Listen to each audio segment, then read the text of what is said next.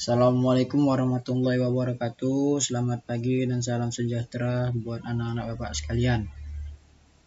Nah, buat hari ini kita lanjutan metode pembelajaran daring. Buat anak bapak, tetaplah semangat dalam mengikuti pembelajaran daring ini. Dan juga jaga kesehatan. Dan ikuti protokol kesehatan, selalu memakai masker ketika berada di luar rumah. Buat anak-anak sekalian, di sini kita lanjutkan materi tentang pemeliharaan mesin sepeda motor dengan materi pemeriksaan piston, assembling, dan mekanisme engkol. Nah, kita lanjut ke pembahasan. Sebelum kita masuk pemeriksaan piston, assembling, dan mekanisme engkol, kita harus tahu fungsi piston. Nah, fungsi piston itu ada 3. Yang pertama itu menghisap, mengkompresi gas baru, dan membuang gas bekas. Dan yang kedua, merubah tekanan hasil pembakaran menjadi gaya dorong pada batang piston. Dan yang ketiga, mengatur pemasukan dan pembuangan gas pada motor 2 tak. Piston ini ketika bekerja, piston memiliki beban untuk penggerakannya ataupun gesekannya. Nah, pembebanan pada piston ada 3 macam. Yang pertama itu menerima tekanan dan temperatur gas pembakaran yang tinggi. Dan yang kedua menerima gaya percepatan yang tinggi. Dan yang ketiga menerima gaya gesek dan gaya samping. Di sini kan kita sudah tahu fungsi dan pembebanan pada penggerakan piston. Nah, untuk itu kita lanjut ke bagian utama pada piston.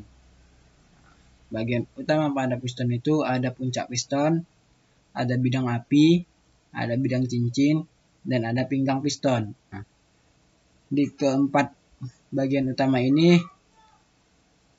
masing-masing memiliki cara kerjanya. Nah, nanti kita jelaskan. Di sini kita hanya menjelaskan tentang pemeriksaan pistonnya. Nah,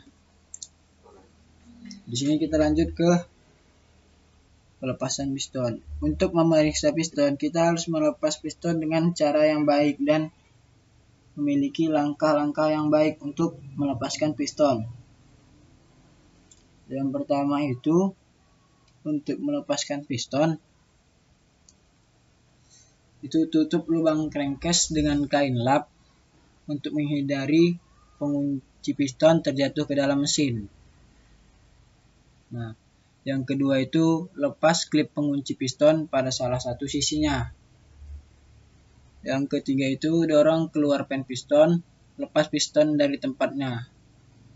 Yang keempat, lepas ring piston sesuai urutan dari top ring pertama, soft ring yang kedua, dan ring oli menggunakan piston ring expander. Dan yang kelima, melakukan pelepasan ring piston.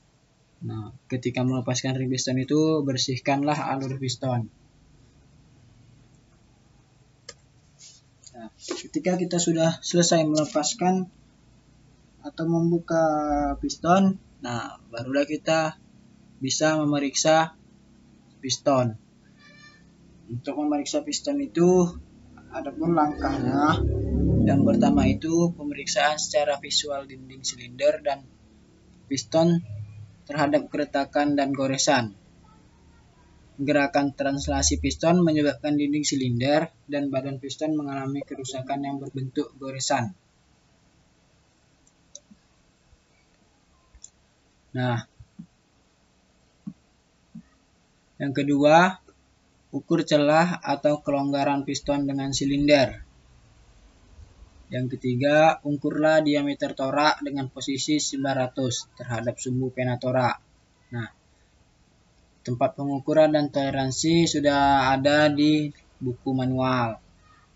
Yang keempat, pemeriksaan pin piston dan lubang pin piston.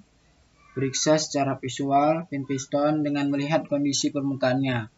Apabila berwarna biru, bertanda pin piston tersebut terbakar. Biasanya kelonggaran lubang pin dengan pin piston adalah 0,02 sampai 0,18 mm dengan limitnya 0,068 mm. Dan yang kelima itu periksa kelonggaran pena torak terhadap mata pena torak. Nah, setiap langkahnya di sini memiliki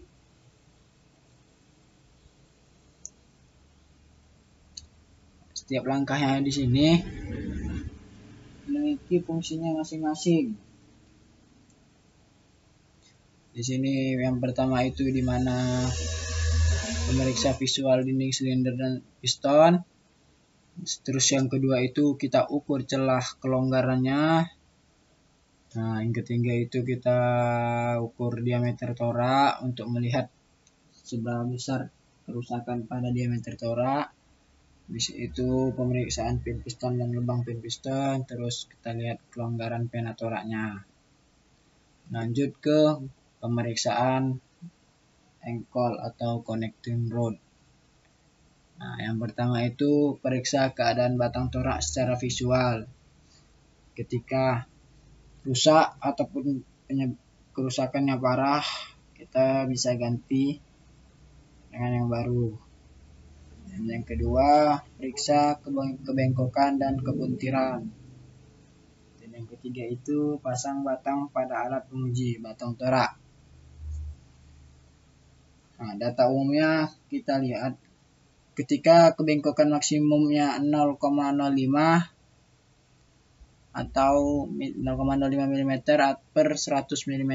Nah, ini kebengkokannya umum ataupun tidak terlalu parah, dan kebuntiran maksimumnya 0,05 mm per 100 mm. Ini data umumnya, ini kebengkokan yang normal, tidak ada keparahan, tidak ada kerusakan parah pada connecting rodnya. Nah, ini ada beberapa tugas Bapak kasih, ada 3. Yang pertama, jelaskan cara kerja mekanisme engkol.